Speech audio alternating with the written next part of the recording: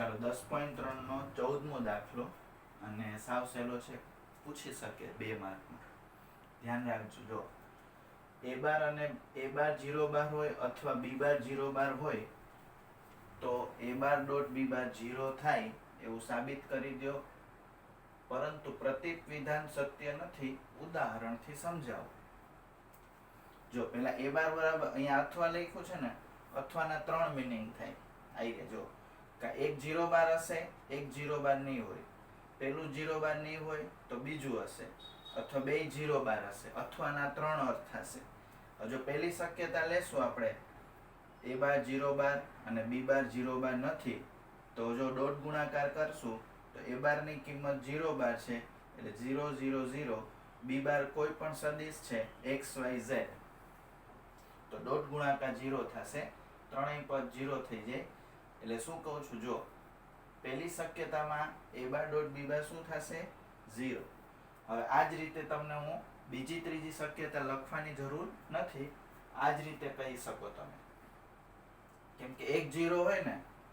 હવે માનો બીજી શક્યતા લેશો તો અહીંયા 0 આવશે, અહીંયા xyz આવશે, તો જવાબ આવશે 0. ત્રીજી શક્યતામાં અહીંયા 0 0 0, અહીંયા 0 0 0, તો એમાંય પછી ડોટ ગુણાકાર શું થઈ જાય? 0. તો પ્રતીક એટલે a બાર 0 બાર હોય અથવા b બાર 0 બાર હોય તો ડોટ ગુણાકાર 0 થશે. પ્રતીક વિધાન નીચે મુજબ થાય. પ્રતીક વિધાન થશે ઊંધું લખવાનું. a બાર ડોટ b બાર 0 હોય તો a બાર 0 બાર થાય અથવા b બાર 0 બાર થાય. તો જો પ્રતીક વિધાન સત્ય નથી, ઉદાહરણથી સમજાવું છું. હું a બાર માં લઉં છું 1 1 1, b બાર માં લઉં છું 2 2 -4. a બાર લઉં છું 1 1 1, b બાર લઉં છું 2 2 -4. બેયનો ડોટ ગુણાકાર કરશું તો 2 * 2 + 2 * 2 ઓછા 4, જવાબ આવ્યો 0. હવે જો ડોટ ગુણાકારનો જવાબ 0 છે, પરંતુ આ બે તો 0 નથી, આમાંથી કોઈ 0 નથી, એટલે આ ઊંધું વિધાન તમે લખો. અહીંયા ટૂંકમાં તો અને તો જ ન લખી શકો. સમજાઈ ગયું બધા? તો અને તો જ ક્યારે લખી શકી? ઊંધું અને સીધું બે સાચું હોય તો. આમાં એક સાઈડ સાચી છે, રિવર્સ સાઈડ ખોટી છે, ઊંધું ખોટું છે, એટલે પ્રતીક વિધાન સત્ય નથી, ઉદાહરણથી સમજી ગયા. હજુ અહીં ઘણું બધું 1 1 1 છે ને, તો તમે 3 3 -6, 2 4, 4 ને 2 6 થાય ને તો -6 એમ લઈ લેવાય. ચલો, ચેપ્ટરનો સૌથી મોસ્ટ આઈએમપી દાખલો છે, ઉદાહરણ નંબર 36. 3 માર્કમાં પૂછાય અને એકદમ મોસ્ટ આઈએમપી. આલ્ફા આપ્યું છે, સદિશ આલ્ફા છે 3 -1 0, સદિશ બીટા છે 2 1 -3. તમારે બે સદિશ એવા શોધવાના છે, બીટા 1 અને બીટા 2. સદિશ બીટા 1 અને સદિશ બીટા 1,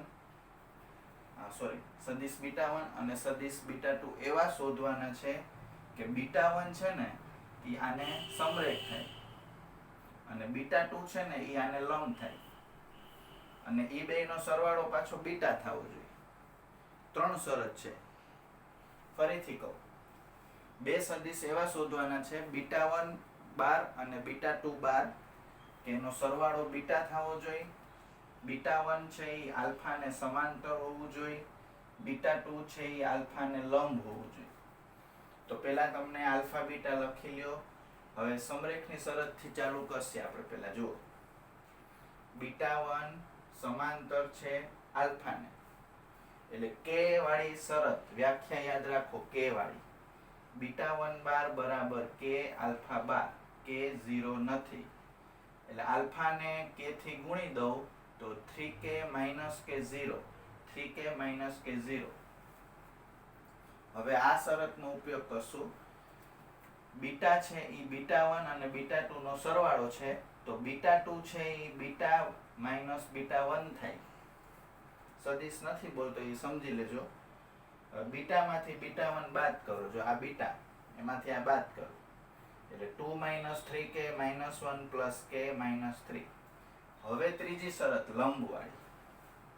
લંબવાળી શરત છે બીટા 2 લંબ આલ્ફા. તો એનો બેયનો ડોટ ગુણાકાર 0 થશે.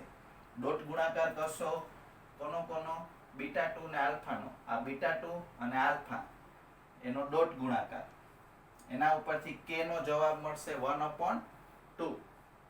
એ 1/2 અહીંયા મૂકશું એટલે 3/2 -1/2 0. ijk સ્વરૂપે લખો તો સારું, લખશો નહીં લખશો બહુ ફરક નથી પડવાનો.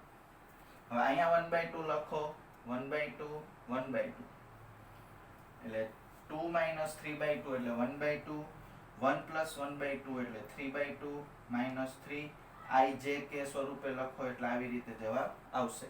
સમજાઈ ગયું બધાને? જો સ્વાધ્યાય 10 નો 11મો દાખલો એ પેલા આવું આવી ગયું છે. જોજો નોટબુક મેં તમને આપણે બનાવી છે ને એમાં આના જેવો એક દાખલો આવી જ ગયો છે, પણ આપણે એક ફરીથી જોઈએ. જો સાબિત કરો કે જે સદિશ અક્ષો સાથે સમાન માપના ખૂણાઓ બનાવે તેની દિક્કોસાઇન 1/√3 1/√3 1/√3 છે. બરાબર. જો અહીંયા પ્લસ માઇનસ એ આપી શકો, plus minus plus minus plus minus, પણ આપ્યું નથી એટલે આપણે એ રીતે ગણવાનું. ધારો કે સદિશ x બાર બરાબર abc છે. આપણે જે સદિશ છે જે ત્રણેય અક્ષો સાથે સમાન ખૂણા બનાવે છે એનું નામ abc રાખી દઈશું અને ખૂણાનું નામ આલ્ફા બીટા ગેમા ધારી દઉં છું. એને દિક્ક ખૂણાઓ કહેવાય. અક્ષો સાથેના ખૂણાઓને શું કહેવાય? દિક્ક ખૂણાઓ. રકમ અનુસાર ત્રણેય ખૂણા સમાન છે. આલ્ફા બરાબર બીટા બરાબર ગેમા એવું રકમમાં આપ્યું છે. તો તમને યાદ કરવાનું છે થોડુંક 3-4 દિવસનું કે દિક્કોસાઇન એટલે cos alpha, cos beta, cos gamma. દિક્કોસાઇન નો વર્ગ કરીને સરવાળો કરો 1 થાય. દિક્કોસાઇન હોય ને એનો વર્ગ કરીને સરવાળો 1 થાય. તમે લખેલું હશે. હવે બીટા અને ગેમા એ બે આલ્ફા છે એટલે આલ્ફા મૂકી દો તો 3 cos² આલ્ફા બરાબર 1 થશે. cos² આલ્ફા બરાબર 1/3 થશે. cos આલ્ફા પ્લસ માઇનસ થશે પણ આપણે લેવાનું છે ખાલી પ્લસ, કેમ કે સાબિત કરવામાં ખાલી પ્લસ પૂછ્યું છે. તો જો cos આલ્ફા નો જવાબ 1/√3 થશે. હવે ત્રણેય ખૂણા સમાન જ છે તો cos બીટા નો જવાબ એ 1/√3 થશે. ત્રણેય ખૂણા સમાન છે. cos ગેમા નો જવાબ એ 1/√3 થશે. એટલે ત્રણેય દિક્કોસાઇન છે એ 1/√3 થશે. સ્વાધ્યાય 10 નો 12મો દાખલો મોસ્ટ આઈએમપી. મોસ્ટ આઈએમપી એટલે છે કે એમાં થોડી ગણતરી છે અને 3 સમીકરણ ઉકેલવાના છે. જો 3 શરત તમને દેખાડો, એક આ બીજી શરત, આ ત્રીજી શરત, અને આપણે ડી શોધવાનું છે. એબીસી તમને આપેલું છે. પેલી શરતમાં પેલા આપણે ધારી લ્યો કે ડી છે ને એ એબીસી છે, ડી બાર છે એ એબીસી ધારી લ્યો. પેલી શરત લઉં છું લંબ, ડી બાર લંબ એ બાર એટલે ડોટ ગુણાકાર 0. આનો ડોટ ગુણાકાર 0 એટલે a + 4b + 2c. બરાબર. એવી રીતે આની સાથે 3a - 2b + 7c. અહીંયા પહોંચી ગયા. હવે c ને d નો ડોટ ગુણાકાર 15 આપ્યો છે એટલે આ બે નો ડોટ ગુણાકાર 2a - b + 4c. હવે કાંઈ નથી, આ 3 સમીકરણ ઉકેલવાના છે. તો એના માટે ટ્રીક શું છે? જો પેલા આ બે માંથી b ને દૂર કરો, પછી આ બે માંથી b ને દૂર કરશું, આમાંથી b ને દૂર કરશો એટલે a અને c નું એક સમીકરણ બનશે. 2 ને 3 માંથી b દૂર કરશો એટલે a અને c નું એક બીજું સમીકરણ મળશે જે અહીં લખેલું છે. આ તમારે જોઈ લેવાનું ઇમેજમાં. તો જો 4 અને 5 છે એમાં હવે a ને c આવી ગયા છે તો a ની કિંમત અહીંયા મૂકશો એટલે તમને c મળશે -70/3. c ની કિંમત અહીંયા મૂકશો પાછી એટલે પ્લસ થઈ જાય 160/3 a થશે. 3 પરથી આ b ને ઓલી સાઈડ લઈ લો, 15 ઓલી સાઈડ લઈ લો અને ગણતરી કરશો. b નો જવાબ આવશે -5/3. તો d થશે a b c. a એટલે 160/3, b એટલે -5/3, c એટલે -70/3. 3 બધાયમાંથી કોમન કાઢી લ્યો બારે અને ijk સ્વરૂપે લખો તો સારું. ચલો સ્વાધ્યાય 10 નો 13મો દાખલો. 2 માર્કમાં પૂછી શકે પરીક્ષામાં અને પૂછાયેલો છે. જો જે એકમ સદિશની દિશા એક સદિશ અને આ બીજો સદિશ એના સરવાળાની દિશામાં છે તેવા સદિશનો ijk સાથેનો અદિશ ગુણાકાર 1 છે. એટલે તમારામાં સરવાળો કરવાનો છે, બે સદિશનો સરવાળો, એનો એકમ સદિશ શોધવાનો છે, એનો અદિશ ગુણાકાર એટલે ડોટ ગુણાકાર. તો 3 ટોપિકનો ઉપયોગ આવ્યો. જો સદિશ સરવાળો આવડવો જોઈએ, એકમ સદિશ શોધતા આવડવો જોઈએ અને ડોટ ગુણાકાર કરતા આવડવું જોઈએ. એક જ દાખલામાં 3 વસ્તુ છે. પહેલા છે ને, જો હું આનું નામ a બાર રાખું છું 2 4 -5, આનું નામ b બાર λ2 3, આનું નામ c બાર 1 1 1. રકમમાં આપણે સદિશ છે ને x bar A a bar plus b બારની દિશામાં એકમ સદિશ છે. એકમ સદિશ એ છે અને સરવાળાની દિશામાં છે. તો એનો મતલબ એમ થશે કે સદિશ x bar a bar plus b બારની દિશામાં એકમ સદિશ છે. એકમ સદિશ એટલે સદિશના છેદમાં સદિશનું મૂલ્ય. એટલે મેં સમીકરણ 1 બનાવીને રાખ્યું છે. પહેલા આ બેનો સરવાળો કરો. λ+2 4 ને 2 6, -5 માં 3 ઉમેરો એટલે -2. હવે એનું મૂલ્ય ગોતી લ્યો એટલે λ+2 નો વર્ગ 6 નો વર્ગ 36 ઓછા 2 નો વર્ગ 4 એટલે λ² + 4λ + 44. તો સદિશ x બાર થશે આના ઉપરથી સદિશના છેદમાં સદિશનું મૂલ્ય. હવે ત્રીજી શરત છે કે x બાર છે ને જે સદિશ એનો c બાર સાથે એટલે 1 1 1 સાથેનો અદિશ ગુણાકાર 1 છે.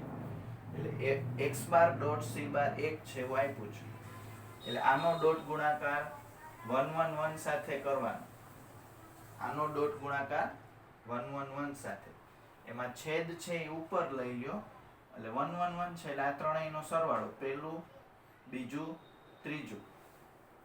એટલે λ+6 વધશે, પછી બે બાજુ વર્ગ કરી નાખો. વર્ગ કરશો એટલે λ² ઉડી જશે. 12 માંથી 4 જાય તો 8 થશે. 44 માંથી 36 જાય તો 8 થશે. λ આવશે 1.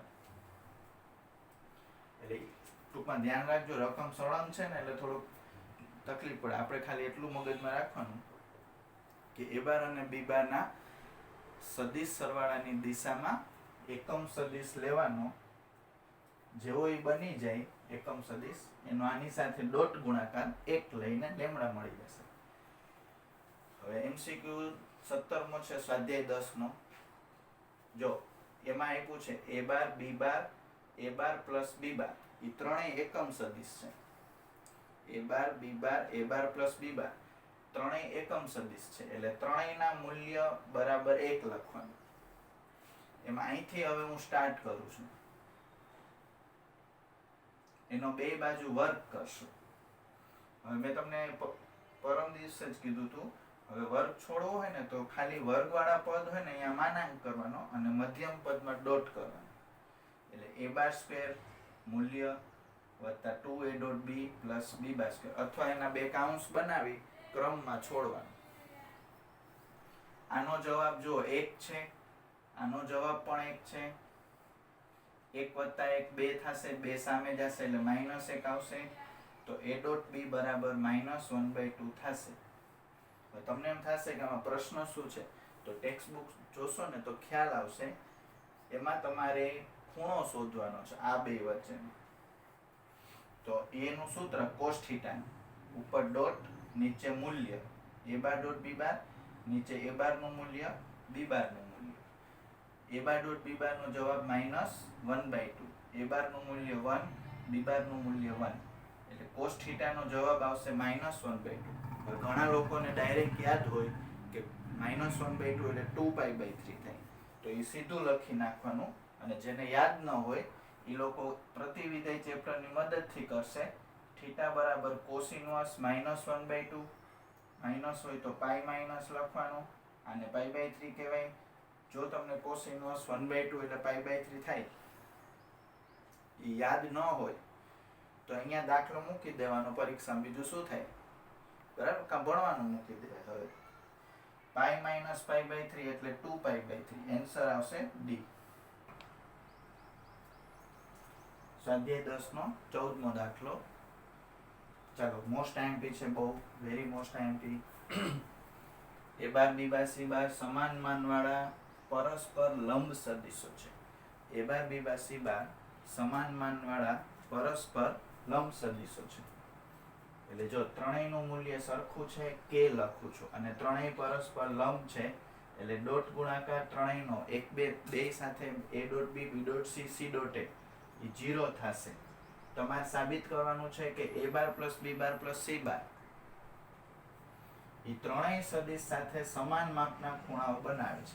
તો ધારી લ્યો આલ્ફા બીટા ગેમા ત્રણેય ખૂણા અનુક્રમે. હવે એ આલ્ફા બીટા ગેમા દિક ખૂણા ન સમજી લેતા હો. હવે સૌ પ્રથમ આપણે છે ને આનું મૂલ્ય શોધી રાખવું પડશે. એ બાર બી બાર સી બાર ના સરવાળાનું મૂલ્ય એનો વર્ગ કરો તો તમે આમ લખી શકો. આ 6 પદ તમને મેં શીખડાવ્યા છે એમાં છેલ્લા 3 પદ 0 થશે સમીકરણ 2 ઉપરથી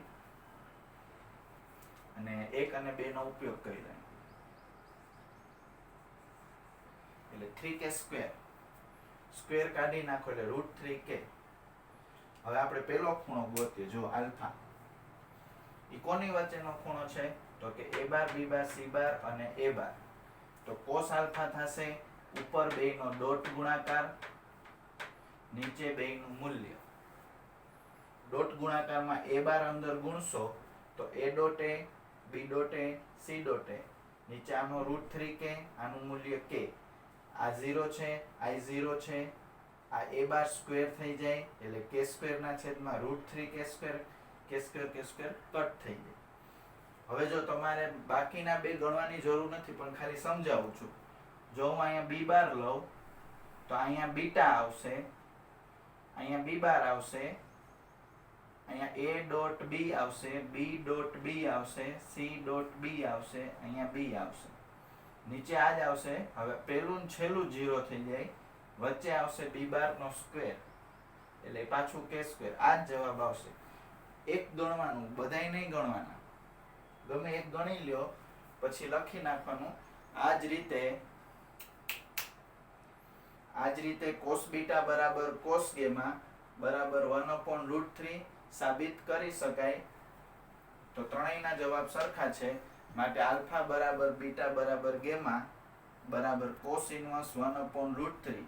આમ સાબિત થાય છે કે a bar plus b bar plus c bar એ ત્રણેય એ બાર બી બાર સી બાર સાથે સમાન ખૂણાઓ બનાવે છે.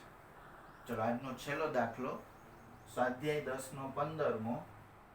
એ બાર અને બી બાર 0 બાર નથી તો જો આ હોય તો લંબ છે એમ સાબિત કરો. બે સાબિત કરવા પડશે. અહીંયા તો ને તો જ છે એટલે પહેલા આપણે એક વસ્તુ સાબિત કરીએ. સૌ પ્રથમ એ બાર પ્લસ બી બાર ડોટ એ બાર પ્લસ બી બાર બરાબર એ બાર સ્ક્વેર બી બાર સ્ક્વેર. તો એ બાર લંબ બી બાર સાબિત કરીશું.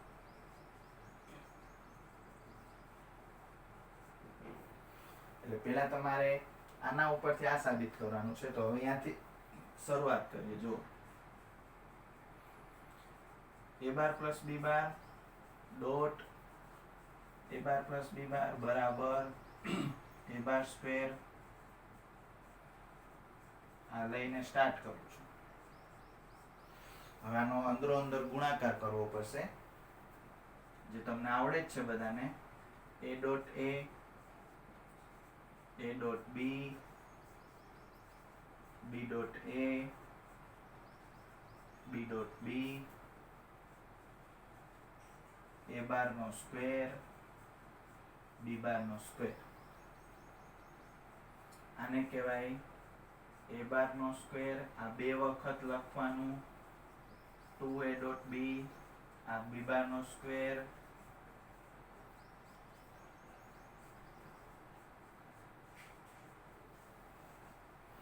સામસામેથી વર્ગવાળા પદ ઉડી જાય. હવે મૂલ્ય આવી ગયા છે બધી જગ્યાએ. વર્ગવાળા પદ ઉડી જશે એટલે 2a ડોટ બી બરાબર 0. બે નીચે વળ્યા જશે એટલે a ડોટ બી બરાબર 0, ડોટ ગુણાકાર 0 છે માટે a બાર લંબ b બાર થાય. હવે એક વસ્તુ ક્લિયર થઈ ગઈ. હવે ઊંધું સાબિત કરીએ. હવે a બાર લંબ b બાર તો a bar plus b bar dot a bar plus b બાર બરાબર a bar square plus b bar square સાબિત કરી શું?